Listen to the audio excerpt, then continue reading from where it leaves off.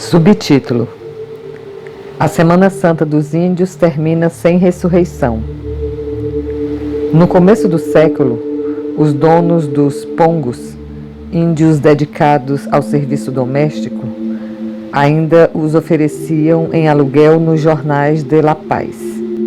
Até a Revolução de 1952, que devolveu aos índios bolivianos o esquecido direito à dignidade, os pongos comiam as sobras da comida do cachorro com quem dormiam lado a lado e se curvavam para dirigir a palavra a qualquer pessoa de pele branca. Os indígenas foram bestas de carga para levar nas costas as bagagens dos conquistadores. As cavalgaduras eram escassas. Até hoje podem-se ver por todo o altiplano carregadores aimarás e quechuas, levando fardos até com os dentes em troca de um pão duro. A pneumoconiose foi a primeira doença profissional da América. Atualmente, quando os mineiros bolivianos completam 35 anos de idade, seus pulmões se negam a continuar trabalhando. O implacável pó de sílica impregna a pele do mineiro, racha-lhe o rosto e as mãos, aniquila-lhe os sentidos do olfato e sabor, e conquista-lhe os pulmões, endurece-os e os mata. Os turistas adoram fotografar os indígenas do altiplano vestidos com as suas roupas típicas, mas ignoram que a atual vestimenta indígena foi composta por Carlos III em fins do século XVIII. Os trajes femininos que os espanhóis obrigaram as índias a usarem eram calcados nos vestidos regionais das camponesas de Extremadura, Andaluzia e País Basco. E o mesmo ocorre com os penteados das indígenas, repartidos no meio, impostos pelo vice-rei Toledo. Não acontece o mesmo, em troca, com o consumo de coca, que não nasceu com os espanhóis. Já existia nos tempos dos incas. A coca se distribuía, entretanto, com moderação. O governo incaico tinha um monopólio e só permitia seu uso com fins rituais ou para o duro trabalho nas minas. Os espanhóis estimularam intensamente o consumo de coca. Era um negócio esplêndido. No século XVI, em Potosí, gastava-se tanto em roupa europeia para os opressores, como em coca para os índios oprimidos. 400 mercadores espanhóis viviam em Cusco do tráfico de coca. Nas minas de Potosí entravam anualmente 100.000 cestos com 1 milhão de quilos de folha de coca. A igreja cobrava impostos sobre a droga.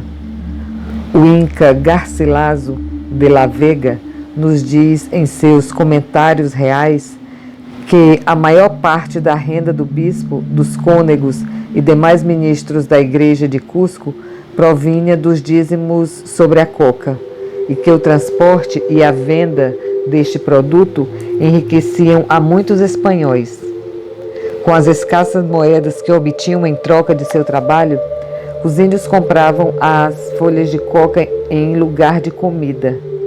Mastigando-as, podiam suportar melhor, ao preço de abreviar a própria vida, as tarefas mortais que lhes eram impostas.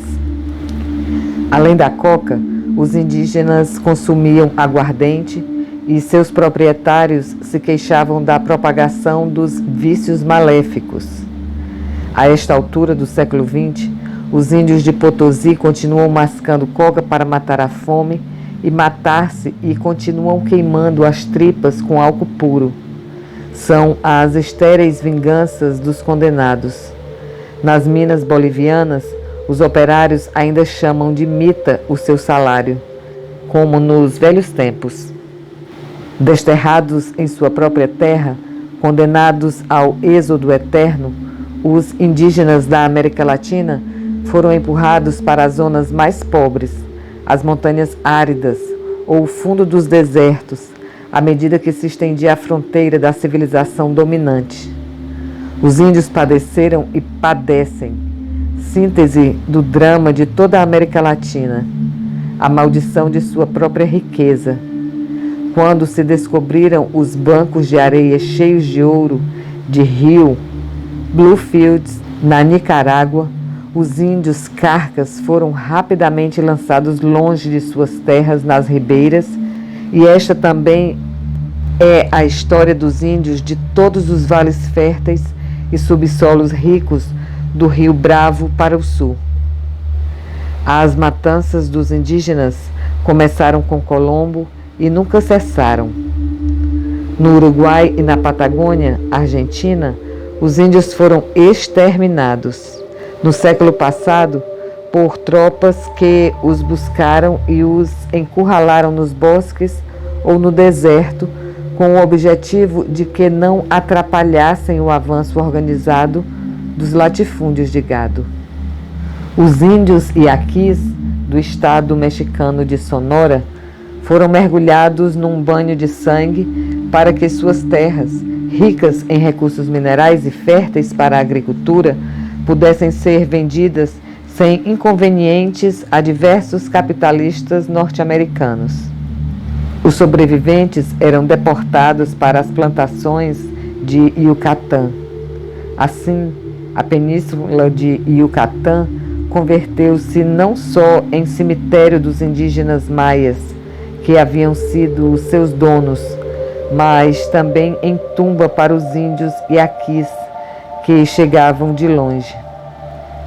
Em princípio do século, os 50 reis do Sisal dispunham de mais de 100.000 escravos indígenas em suas plantações. Apesar de sua excepcional fortaleza física, raça de gigantes formosos, 2/3 dos iaquis morreram durante o primeiro ano de trabalho escravo. Em nossos dias, a fibra de sisal só pode competir com seus substitutos sintéticos, graças ao nível de vida sumamente baixo dos operários. As coisas mudaram, é certo, porém não tanto como se crê, pelo menos para os indígenas de Yucatán. Aspas. As condições de vida desses trabalhadores assemelham-se muito com as do trabalho escravo. Fecha aspas, diz o professor Arturo Bonilla Sanches. Nas encostas andinas, próximas a Bogotá, o peão indígena é obrigado a cumprir jornadas gratuitas de trabalho para que o fazendeiro lhe permita cultivar, nas noites de lua clara, a sua própria parcela. Abre aspas. Os antepassados deste índio cultivavam livremente, sem contrair dívidas, o rico solo do platô, que não pertencia a ninguém. Ele trabalha grátis para assegurar o direito de cultivar a pobre montanha. Fecha aspas. Não se salvam atualmente nem mesmo os índios que vivem isolados no fundo das selvas. No começo deste século, sobreviviam ainda 230 tribos no Brasil. Desde então, desapareceram 90, aniquiladas por obra e graça das armas de fogo e micróbios. Violência e doenças, pontas de lança da civilização, o contato com o homem branco continua sendo, para os indígenas, o contato com a morte. As disposições legais que, desde 1537, protegem os índios do Brasil, voltaram-se contra eles. De acordo com o texto de todas as constituições brasileiras, são, abre aspas, os primitivos e naturais senhores, fecha aspas, das terras que ocupam. Ocorre que, quanto mais ricas são as terras virgens, mais grave é a ameaça que pende sobre as suas vidas. A generosidade da natureza os condena à expoliação e ao crime. A caça de índios foi deflagrada, nos últimos anos, com furiosa crueldade. A maior selva do mundo, gigantesco espaço tropical aberto à lenda e à aventura, converteu-se simultaneamente no cenário de um novo sonho americano. Em ritmo de conquista, homens e empresas dos Estados Unidos lançaram-se sobre a Amazônia como se fosse um novo faroeste. Esta invasão norte-americana incendiou como nunca a cobiça dos aventureiros brasileiros. Os índios morrem sem deixar rastros e as terras são vendidas em dólares aos novos interessados.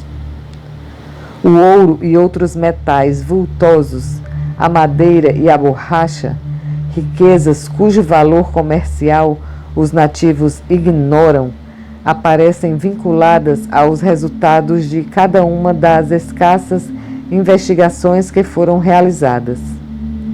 Sabe-se que os indígenas foram metralhados dos helicópteros e tecutecos, que se lhes inoculou o vírus da varíola, que se lançou dinamite sobre suas aldeias e se lhes presenteou açúcar misturado com estricnina e sal, com arsênico. O próprio diretor do extinto Serviço de Proteção aos Índios, designado pelo presidente Castelo Branco para sanear a administração, foi acusado com provas de cometer 42 tipos diferentes de crimes contra os índios. O escândalo explodiu em 1968. A sociedade indígena de nossos dias não existe no vazio, fora do marco geral da economia latino-americana. É verdade que há tribos brasileiras ainda encerradas na selva, comunidades do altiplano isoladas por completo do mundo, redutos de barbárie na fronteira da Venezuela. Mas, no geral, os índios estão incorporados no sistema de produção e no mercado de consumo, embora de forma indireta. Participam como vítimas de uma ordem econômica e social onde desempenham o duro papel dos mais explorados entre os explorados.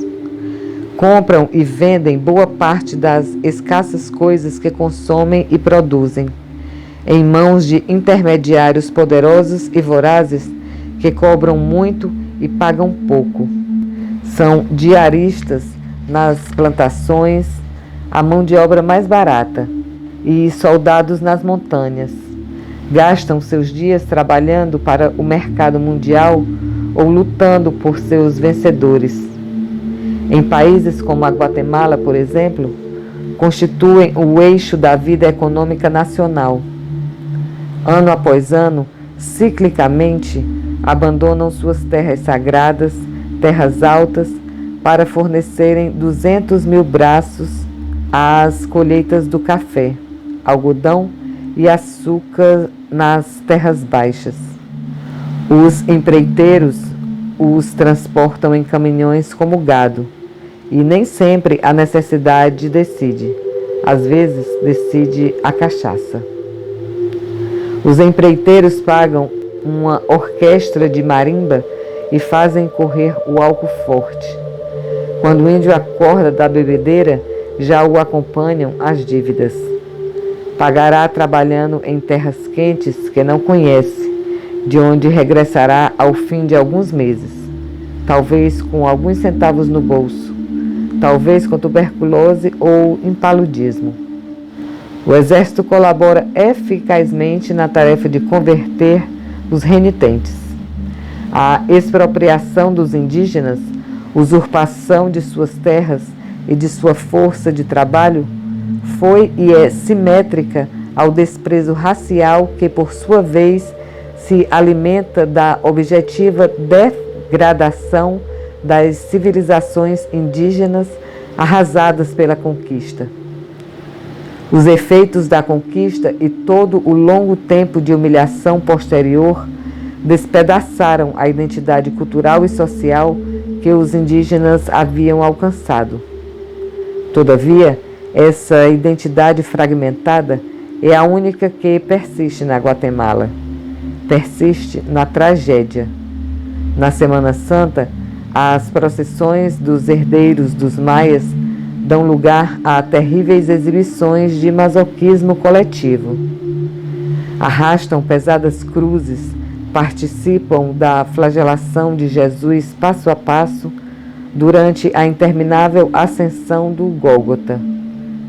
Com gemidos de dor, convertem sua morte e seu enterro no culto da própria morte e do próprio enterro, a aniquilação da formosa vida remota.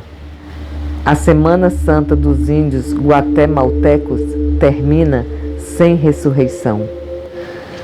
Subtítulo: A Vila Rica de Ouro Preto, a Potosí de Ouro. A febre de ouro, que continua impondo a morte e a escravidão aos indígenas da Amazônia, não é nova no Brasil, muito menos seus estragos. Durante 2 séculos, a partir do descobrimento, o solo do Brasil tinha negado os metais tenazmente a seus proprietários portugueses. A exploração da madeira, o pau-brasil, cobriu o primeiro período de colonização das costas e logo se organizaram grandes plantações de açúcar no Nordeste. Entretanto, ao contrário da América Espanhola, o Brasil parecia vazio de ouro e prata. Os portugueses não encontraram aqui civilizações indígenas de alto nível de desenvolvimento e organização, senão tribos selvagens e dispersas. Os aborígenes desconheciam os metais, foram os portugueses que tiveram de descobrir, por sua própria conta, os locais onde se depositavam os aluviões de ouro no vasto território que se abre com a derrota e o extermínio dos indígenas à passagem da conquista. Os bandeirantes da região de São Paulo atravessaram a vasta zona entre a Serra da Mantiqueira e a cabeceira do Rio São Francisco e anotaram que os leitos e os bancos de vários rios e riachos que por ali corriam continham traços de ouro aluvial, em pequenas quantidades visíveis. A ação milenar das chuvas havia roído os filões de ouro das rochas e os depositado nos rios, no fundo dos vales e nas depressões das montanhas. Sob as camadas de areia, terra ou argila, o pedregoso subsolo oferecia pepitas de ouro fácil de extrair do cascalho de quartzo.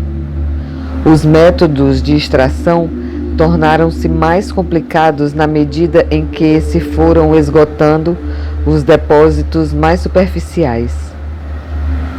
A região de Minas Gerais entrou assim impetuosamente na história. A maior quantidade de ouro então descoberta no mundo foi extraída no menor espaço de tempo. Abre aspas. Aqui o ouro era mato. Fecha aspas.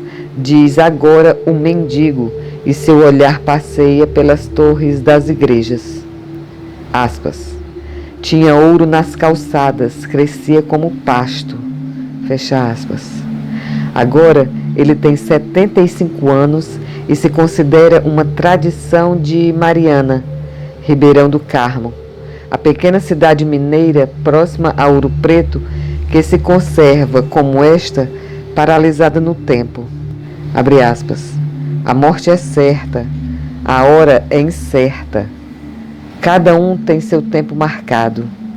Fecha aspas, diz-me o mendigo. Cospe sobre a escada de pedra e sacode a cabeça. Abre aspas. Não sabiam onde pôr o dinheiro e por isso faziam uma igreja ao lado da outra. Fecha aspas. Em outros tempos, esta comarca era a mais importante do Brasil. Agora não, diz o velho. Abre aspas. Agora isto não tem vida nenhuma. Aqui não tem jovens, os jovens se vão. Fecha aspas. Caminha descalço, a meu lado, em passos lentos, sob o tíbio sol da tarde. Aspas. Vê, aí na frente da igreja estão o sol e a lua. Isso significa que os escravos trabalhavam dia e noite. Este templo foi feito pelos negros, aquele pelos brancos.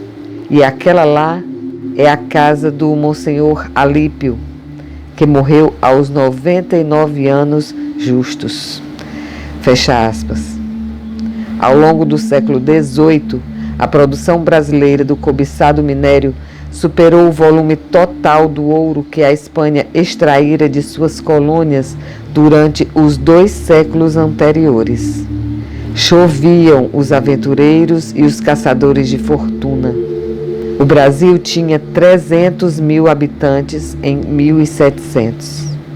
Um século depois, ao final dos anos do ouro, a população se multiplicara 11 vezes.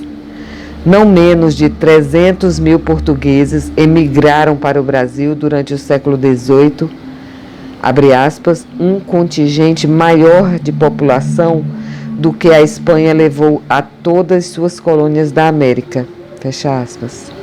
Estima-se em uns 10 milhões o total de negros escravos introduzidos desde a África, a partir da conquista do Brasil, até a abolição da escravatura. Apesar de não se dispor de cifras exatas para o século XVIII, deve ter-se em conta que o ciclo do ouro absorveu mão de obra escrava em proporções enormes.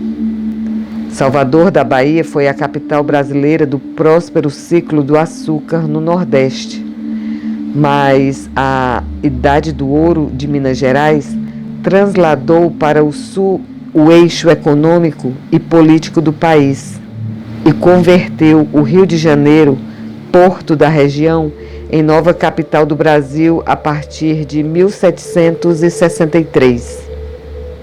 No centro dinâmico da florescente, apareceram a economia mineira, apareceram as cidades, acampamentos nascidos do boom e bruscamente ampliados na vertigem da riqueza fácil. Aspas, santuários para criminosos, vagabundos e malfeitores. Fecha aspas, segundo as educadas palavras de uma autoridade colonial da época. A Vila Rica de Ouro Preto tinha conquistado categoria de cidade em 1711. Nascida da avalanche de mineiros, era a quintessência da civilização do ouro. Simão Ferreira Machado a descrevia 23 anos depois e dizia que o poder dos comerciantes de Ouro Preto excedia incomparavelmente ao dos mais florescentes mercadores de Lisboa. Abre aspas. Para que, como para um porto, se dirigem e são recolhidas na Casa Real da Moeda as grandiosas somas de ouro de todas as minas. Aqui vivem os homens mais bem educados, tanto os leigos como os clérigos. Este é o assento de toda a nobreza e força dos militares. Esta é, em virtude de sua posição natural, a cabeça da América íntegra, e pelo poder de suas riquezas, a pérola preciosa do Brasil. Fecha aspas. Outro escritor da época, Francisco Tavares de Brito, definiu Ouro Preto em 1732 como a Potosí de ouro. Com frequência, chegavam a Lisboa queixas e protestos pela vida pecaminosa em Ouro Preto, Sabará, São João del Rei, Ribeirão do Carmo e todo o turbulento distrito mineiro. As fortunas se faziam e se desfaziam no abrir e fechar de olhos. O padre Antonil denunciava que sobravam mineiros dispostos a pagar uma fortuna por um negro que tocasse bem trombeta e o dobro por uma prostituta mulata, abre aspas, para se entregar com ela a contínuos e escandalosos pecados, fecha aspas. Porém, os homens de batina não se portavam melhor. Da correspondência oficial da época, podem-se extrair numerosos testemunhos contra os maus clérigos que infestavam a região. Acusava-os de fazer uso de sua imunidade para retirar ouro de contrabando dentro de pequenas efígies dos santos de madeira. Em 1705, afirmava-se que não havia em Minas Gerais nenhum só cura disposto a interessar-se na fé cristã do povo. E 6 anos depois, a coroa chegou a proibir o estabelecimento de qualquer ordem religiosa no Distrito Mineiro. Proliferavam, de todos os modos, as formosas igrejas construídas e decoradas no original estilo barroco característico da região. Minas Gerais atraía os melhores artesãos da época. Exteriormente, os templos pareciam sóbrios, despojados. Porém, o interior, símbolo da alma divina, resplandecia no ouro puro dos altares, nos retábulos, nos pilares, nos baixos cleros dos painéis. Não se poupavam os materiais preciosos para que as igrejas pudessem alcançar, abre aspas, também as riquezas do céu, fecha aspas, como aconselhava o Frei Miguel de São Francisco em 1710. Os serviços religiosos tinham preços altíssimos, porém tudo era fantasticamente caro nas minas. Como havia ocorrido em Potosí, Ouro Preto se lançava ao esbanjamento de sua riqueza súbita. As procissões e os espetáculos davam lugar à exibição de vestidos e adornos de luxo asiático. Em 1733, uma festividade religiosa durou mais de uma semana.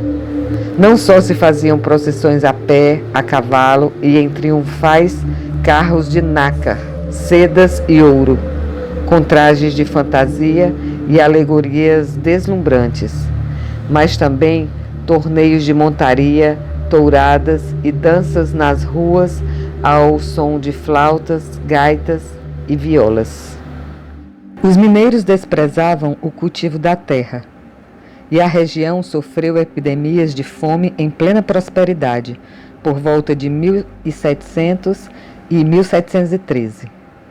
Os milionários tiveram que comer gatos, cães, ratos, formigas, gaviões. Os escravos esgotavam suas forças e seus dias na lavagem de ouro. Abre aspas. Ali trabalhavam, escrevia Luiz Gomes Ferreira. Ali comem e muitas vezes têm que dormir ali.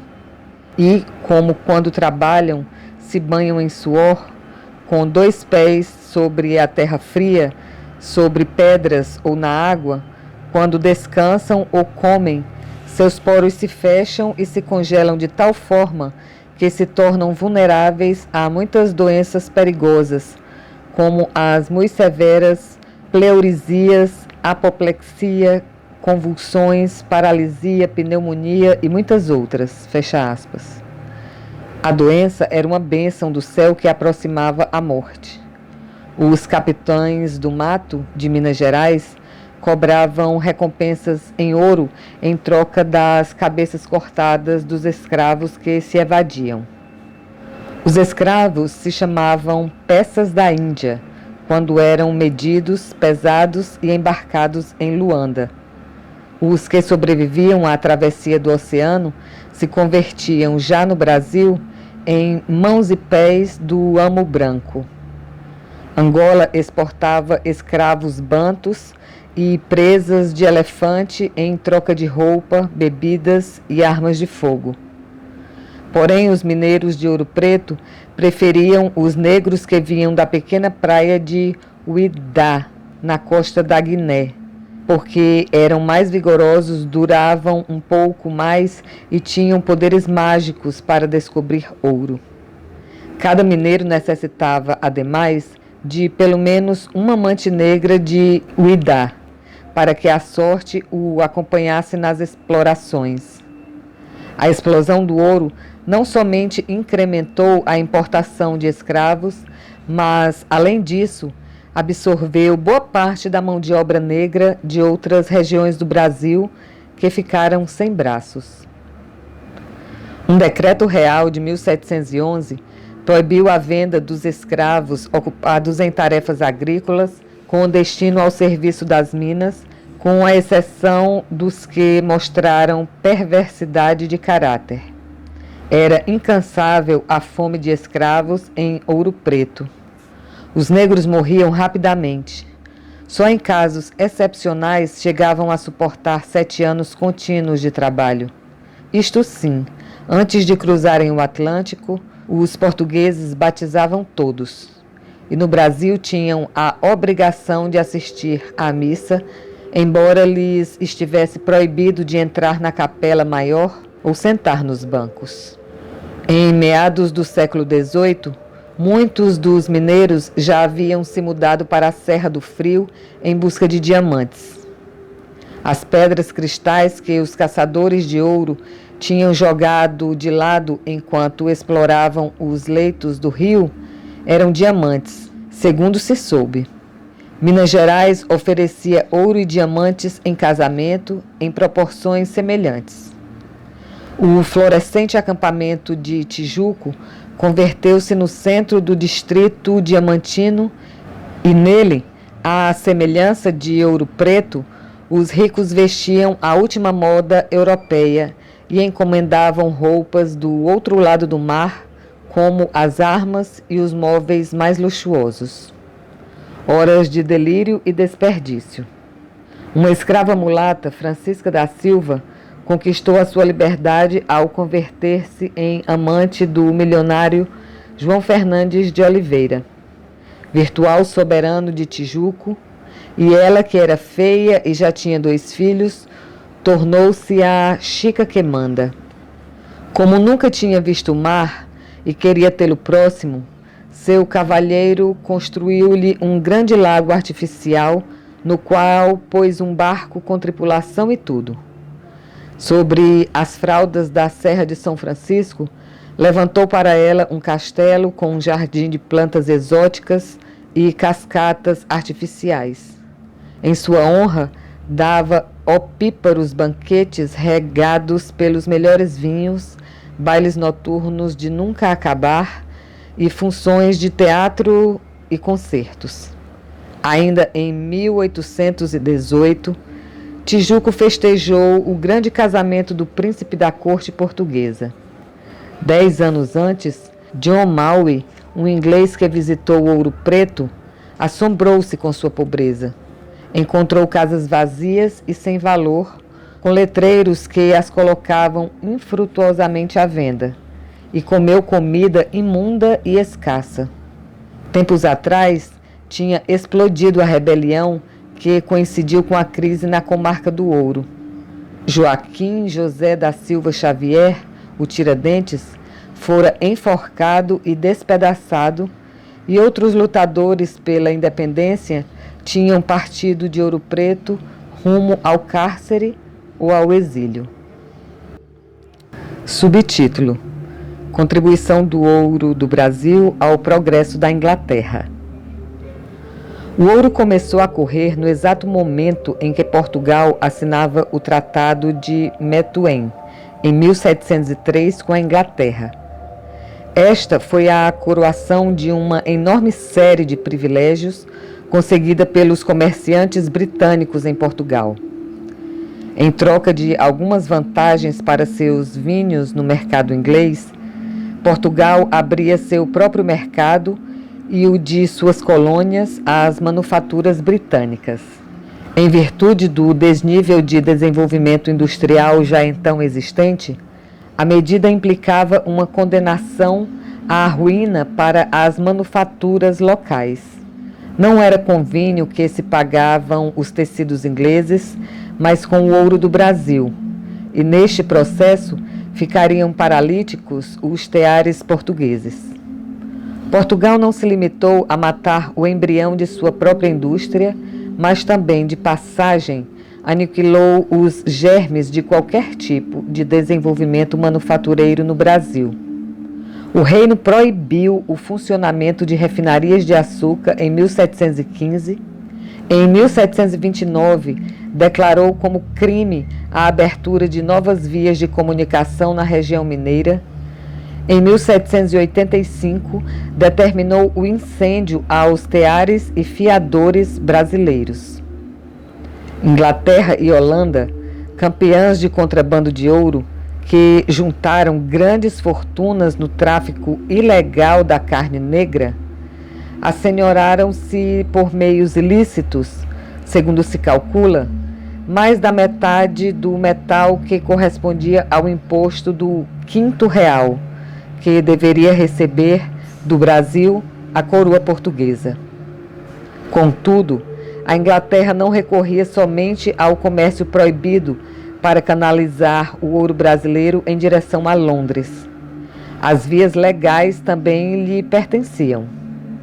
O auge do ouro, que implicou o fluxo contínuo de grandes contingentes da população portuguesa para Minas Gerais, estimulou agudamente a demanda colonial de produtos industriais e proporcionou, ao mesmo tempo, meios para pagá-los. Da mesma maneira que a prata de Potosí repicava no solo espanhol, o ouro de Minas Gerais só passava de trânsito por Portugal. A metrópole converteu-se em simples intermediária. Em 1755, o Marquês de Pombal, primeiro-ministro português, intentou a ressurreição de uma política protecionista, mas já era tarde. Denunciou que os ingleses haviam conquistado Portugal sem os inconvenientes de uma conquista que abasteciam as 2/3 partes de suas necessidades e que os agentes britânicos eram donos da totalidade do comércio português. Portugal não produzia praticamente nada, e tão fictícia era a riqueza do ouro que até os escravos negros que trabalhavam nas minas da colônia eram vestidos pelos ingleses. Celso Furtado fez notar que a Inglaterra, seguindo uma política clarividente em matéria de desenvolvimento industrial, utilizou o ouro do Brasil para pagar importações essenciais de outros países e pôde concentrar inversões no setor manufatureiro. Rápidas e eficazes inovações tecnológicas puderam ser aplicadas graças a esta gentileza histórica de Portugal. O centro financeiro se trasladou de Amsterdã para Londres. Segundo as fontes britânicas, a entrada de ouro brasileiro alcançava 50 mil libras por semana em alguns períodos. Sem esta tremenda acumulação de reservas metálicas, a Inglaterra não teria podido enfrentar, posteriormente, Napoleão. Nada ficou no solo brasileiro do impulso dinâmico do ouro, salvo os templos e as obras de arte. Em fins do século XVIII, embora ainda não se estivessem esgotado os diamantes, o país estava prostrado. A renda per capita dos 3 milhões de brasileiros não superava os $50 anuais no atual poder aquisitivo. Segundo os cálculos de Furtado, e este era o nível mais baixo de todo o período colonial. Minas Gerais caiu verticalmente numa grande onda de decadência e ruína. Incrivelmente, um brasileiro agradece o favor e sustenta que o capital que saiu de Minas, abre aspas, serviu para a imensa rede bancária que propiciou o comércio entre nações e tornou possível levantar o nível de vida dos povos capazes de progresso. Fecha aspas. Condenados inflexivelmente à pobreza em razão do progresso alheio, os povos mineiros, abre aspas, incapazes, fecha aspas, ficaram isolados e tiveram que se resignar a arrancar seus alimentos das pobres terras já despojadas de metais e pedras preciosas. A agricultura de subsistência ocupou o lugar da economia mineira. Em nossos dias, os campos de Minas Gerais são como os do Nordeste, remos do latifúndio e dos, aspas, coronéis de fazenda, fecha aspas, teimosos bastiões do atraso. A venda de trabalhadores mineiros às fazendas de outros estados é quase tão frequente quanto o tráfico que os escravos nordestinos padecem. Franklin de Oliveira percorreu Minas Gerais há pouco tempo. Encontrou casas de pau a pique, povoados sem água nem luz, prostitutas com idade média de 13 anos na estrada do Vale do Jequitinhonha, loucos e famélicos à beira do caminho. Em seu recente livro, A Tragédia da Renovação Brasileira, Henri Gorci disse, com razão, que Minas Gerais tinha um coração de ouro num peito de ferro. Porém, a exploração de seu fabuloso quadrilátero ferrífero corre por conta atualmente de Hannah Minning e a Bethlen Till, associadas no projeto. As jazidas foram entregues em 1964 ao fim de uma sinistra história. O ferro em mãos estrangeiras não deixará mais do que o ouro deixou. Só a explosão de talento ficou como recordação da vertigem do ouro, para não mencionar os buracos das escavações e as pequenas cidades abandonadas. Portugal não pôde, tampouco, resgatar outra força criadora que não fosse a Revolução Estética. O convento de Mafra, orgulho de Dom João V, levantou Portugal da decadência artística. Em seus carrilhões de 37 sinos, seus vasos e candelabros de ouro maciço, cintila ainda o ouro de Minas Gerais.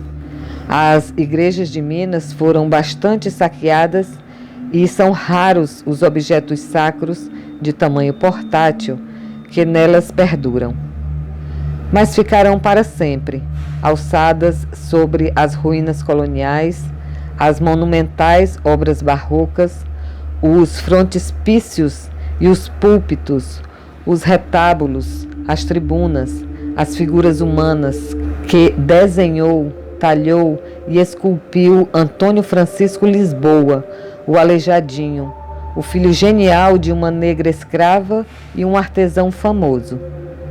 Já agonizava o século XVIII, quando Aleijadinho começou a modelar em pedra um conjunto de grandes figuras sagradas ao pé do santuário de Bom Jesus de Matozinhos, em Congonhas do Campo.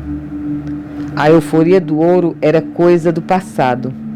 A obra se chama Os Profetas, mas já não havia nenhuma glória por profetizar. Toda a pompa e alegria tinham se desvanecido e não sobrava espaço para nenhuma esperança. O dramático testemunho final, grandioso como um enterro para aquela fugaz civilização do ouro nascida para morrer, foi deixado aos séculos seguintes pelo artista mais talentoso de toda a história do Brasil. O Aleijadinho, desfigurado e mutilado pela lepra, realizou a sua obra-prima amarrando o cinzel e o martelo em suas mãos, sem dedos, e arrastando-se de joelhos cada madrugada rumo à oficina. A lenda assegura que na igreja de Nossa Senhora das Mercês e Misericórdia de Minas Gerais, os mineiros mortos celebram ainda missa nas frias noites de chuva. Quando o sacerdote se volta, levantando as mãos do altar-mor, vêem-se os ossos do rosto.